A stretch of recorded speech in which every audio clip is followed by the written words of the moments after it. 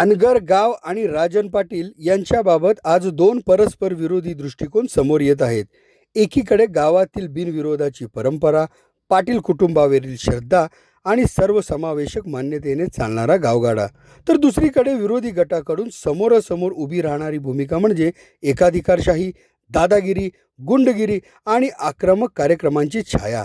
असा विरोधाभास आज प्रकर्षाने जाणवत आहे. काहींना तर हा परिसर जणू महाराष्ट्रात नसून बिहार किंवा उत्तर प्रदेशातील एखादा भाग असल्यासारखा वाटावा, अशीही चर्चा होत आहे.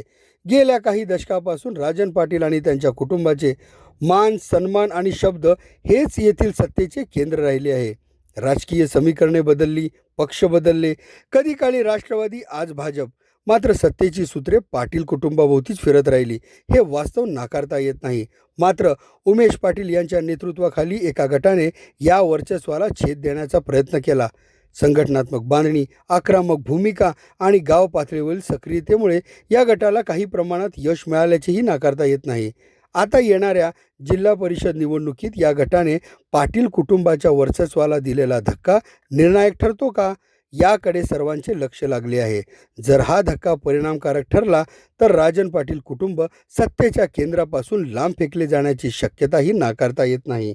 विशेष म्हणजे येथे ना पूर्वी राष्ट्रवादीचा ठसा होता, ना आज भाजपाचा. येथे मुख्य संघर्ष हा अनगर राज आणि त्याला आव्हान देणाऱ्या गटामध्येच केंद्रित झाल्याचे चित्र आहे. या सत्ता संघर्षात नेमके कोण यशस्वी ठरणार हे येणाऱ्या काळात आणि विशेषतः आगामी निवडणुकांमधून स्पष्ट होणार आहे.